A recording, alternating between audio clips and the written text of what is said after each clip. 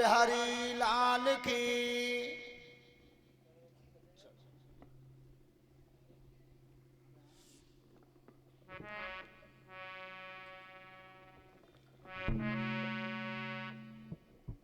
गुरुर्ब्रह्मा गुरुर्विष्णु गुरुर्देव महेश्वरः गुरुर्साक्षात् परं ब्रह्म तस्मै श्री गुरुवे नमः।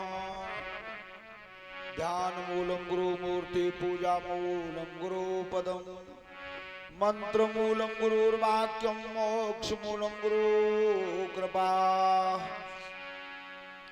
अखंड मंडलाकारं व्याप्तमेन चराचरं तत्पदं दृष्टतमेन तस्मै श्री महर्षि गुरुवे नमः।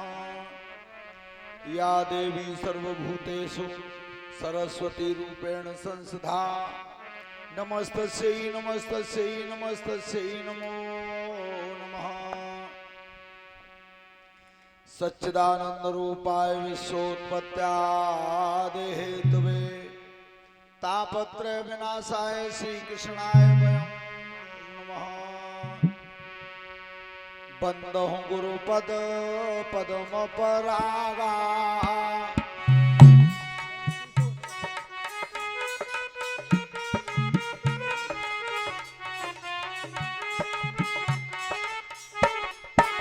बंदहु गुरुपद पदम परागा सुरुचि सुवास सरस अनुरागा।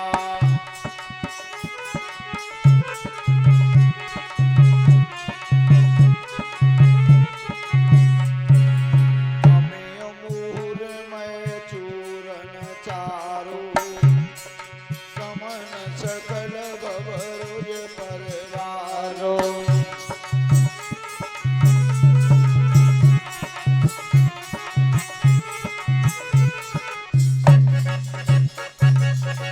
जनक सुता जग जनन जानकी अतिशय प्रिय करुणा निदान की।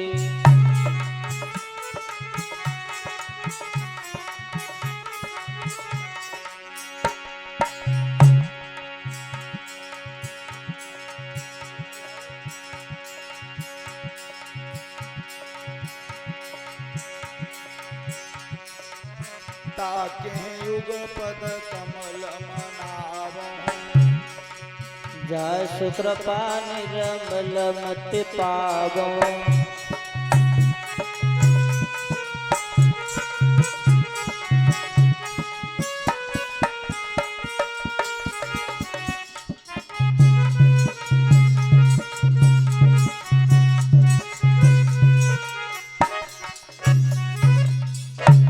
बोलिए सत्य सनातन वैदिक धर्म की। जय हो।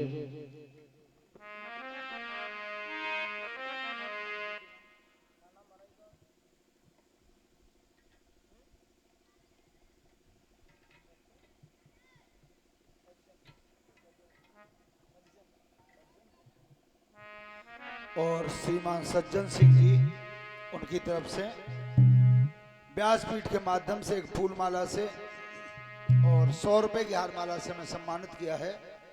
परमात्मा सुख समृद्धि देता रहे, धन्यवाद।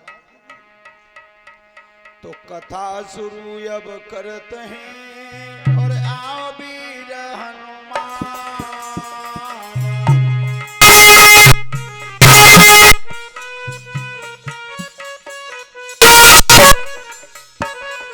आसन आए बिराजिए तेज प्रंग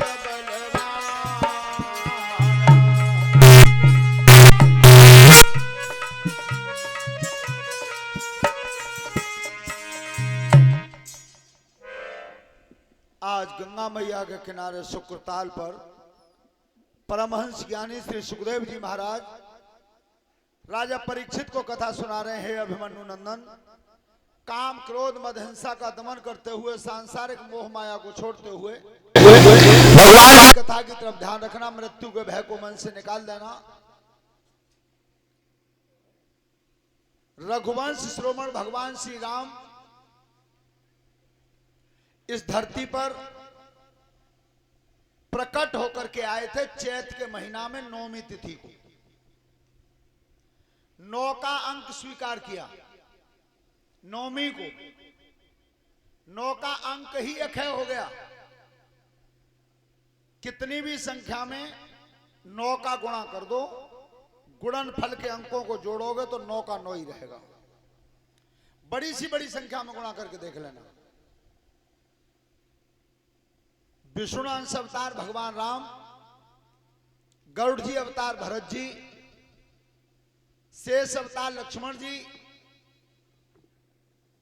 चक्र सुदर्शन अवतार शत्रुघ्न जी, अंशन सहित ले अवतार जब भगवान अवतार लेकर के आए, इधर पापी राक्षस यज्ञ नहीं होने देते थे संतों का, तो विश्वामित्र ऋषि आए महाराज दशरथ जी के पास। महाराज दशरथ जी से कहा मैं तुम्हारे पुत्र राम को मांगने आया हूं। ध्यान रखना राजन परीक्षित, जिस समय विश्वामित्र जी आए थे, महाराज दशरथ जी ने अपना परिचय क्या दिया। कथाएं ये सिखाती हैं, आज तुम्हारे दरवाजे पर अगर कोई अतिथि आता है, कोई रिश्तेदार आता है, तो बस चाय की पानी की तो बाद में पूछी जाती है, पहले परिचय दिया जाता है कि जेऊ चकमेरो बेऊ चकमेरो 3 कोठी आगरा 2 आमर खेरे पे जित घेर मेरो ही बनना हो, ताकि बाद में पानी दो जाता। लेकिन जिसमें विश्वामित्र जी आए महाराज दशरथ जी के यहाँ, जो चक्रवर्ती राजा थे, क्या कही थी के नाथ सकल संपदा तुम्हारी, मैं सेवक समेत सुत नारी। राम सिया राम बोलो राम सिया राम, राम सिया राम बोलो।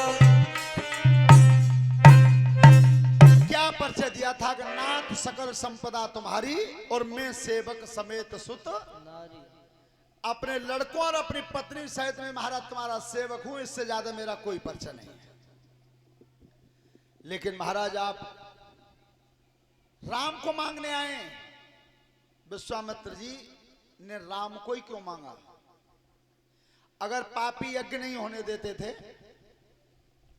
तो राजा दशरथ जी कह देते कि चलो मेरी सेना ले जाओ। सेना नहीं ले जा रहे हो तो चलो मैं चल रहा हूं। लेकिन राम को ही क्यों मांगा? देखिए 4 चीज ऐसी हैं, अगर उनमें से एक भी आती है तो घमंड पैदा होता है। घमंड पैदा होता है। सबसे पहले नंबर पर सुंदरता। सुंदरता अगर तुम्हारे ऊपर आती है तो घमंड होगा। दूसरे नंबर पर धन, ऐश्वर्य और कीर्ति। ये चारों चीज ऐसी, इनमें से एक भी आ जाती है तब भी घमंड होता है। पर महाराज दशरथ जी तुम्हारे बेटा राम के ऊपर चारों की चारों हैं, पर लेस मात्र घमंड नहीं है, इसलिए मैंने राम को मांगा, इसलिए राम को मांगा। लेकिन महाराज दशरथ जी कह क्या रहे हैं के सब सुत प्रिय मोई प्राण की नाई, राम देता ना बने गुसाई।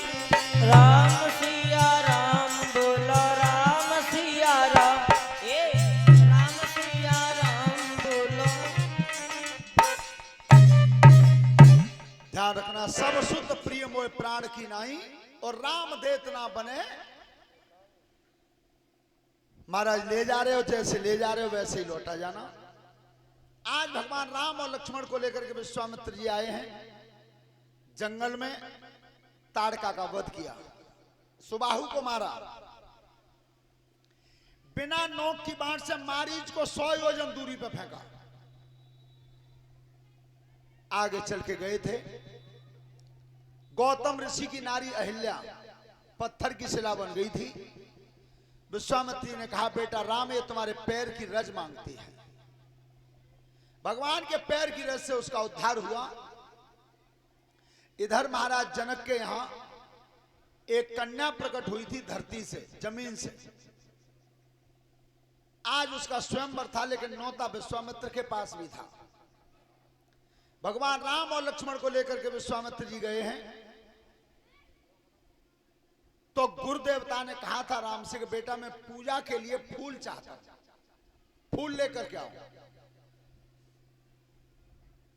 भगवान राम और लक्ष्मण पुष्प वाटिका में गए हैं,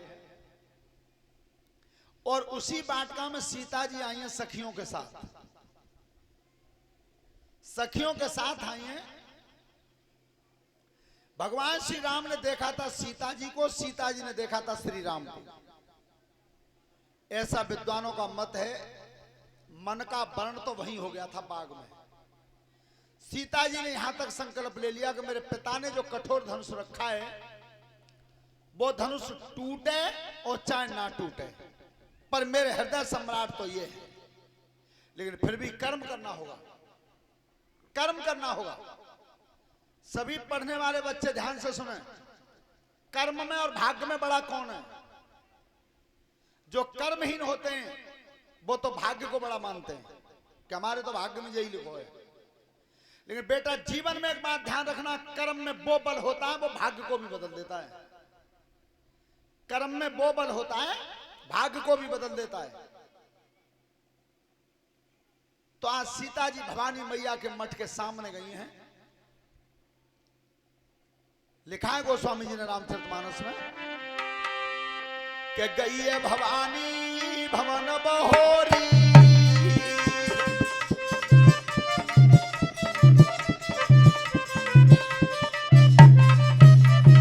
गई है भवानी भवन बहोरी, बंध चरण बोली कर जोरी।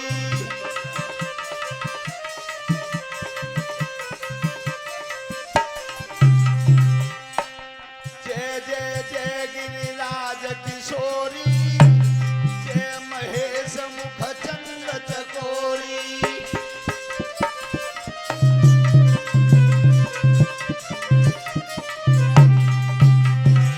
जय गज बदन सदानन माता, जगत जनन दामिनी दुति गाता।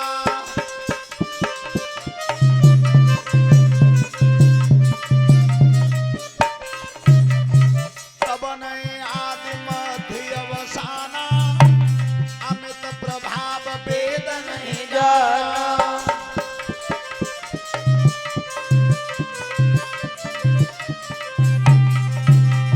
भव भव विभव पराभव कारिणी, और विश्व विमोहन स्वबस विहारिणी।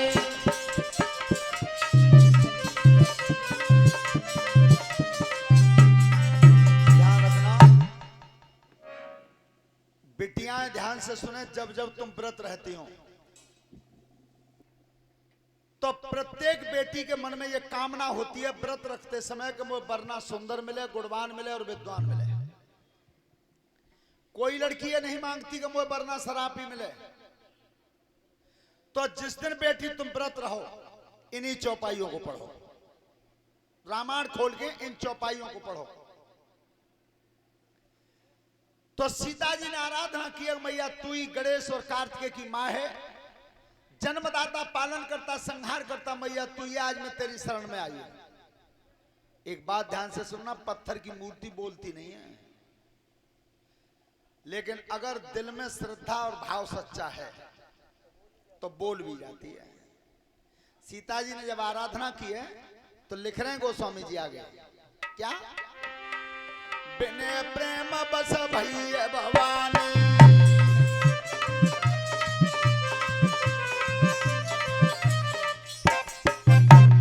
बिने प्रेम बस भैया भवानी, खसी माल मूरत मुस्कानी।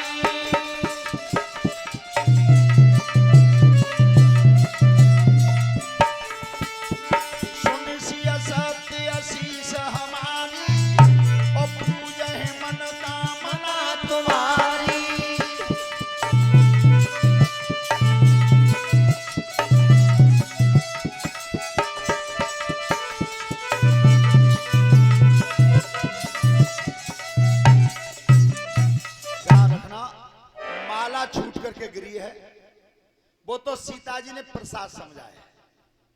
और कान में आवाज आई है कि सुन से सत्य शीश हमारी और पूज है मन कामना, तुम्हारी कामना पूरी होगी, जाओ। सीता जी लौट गई।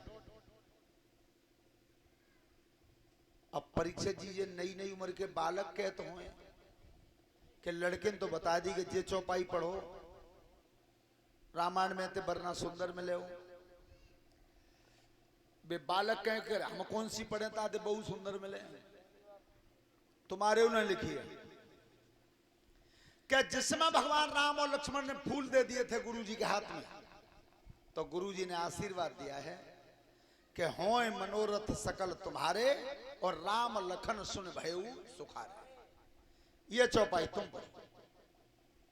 लेकिन आज सीता जी तो लौट गई, लेकिन भवानी मैया विचार करती हैं कि राजा जनक के यहां बड़े बड़े वीर महारथी आए, अगर किसी और के हाथ से धनुष टूट गया तो मेरा वचन झूठा हो जाएगा। उस समय आज भवानी मैया ने गणेश जी को बुलाया और गणेश भगवान से कहा कि तुम चले जाओ, तुम्हारे पिता का कठोर धनुष रखा है, अदृश्य रूप से बैठना, किसी को दिखाई मत देना। आज गणेश भगवान उस धनुष पर जाकर के विराजमान हुए। श्रोता बंधो,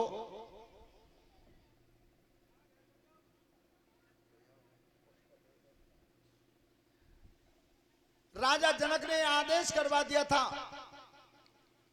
कि जो भी इस धनुष को उठा करके तोड़ देगा उसी के गले में मेरी बेटी सीता बरमाला डाल देगी।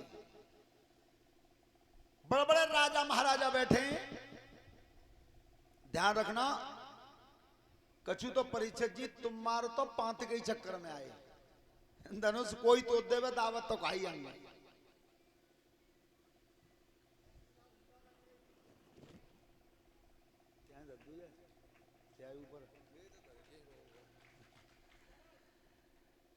श्रोता बंधु,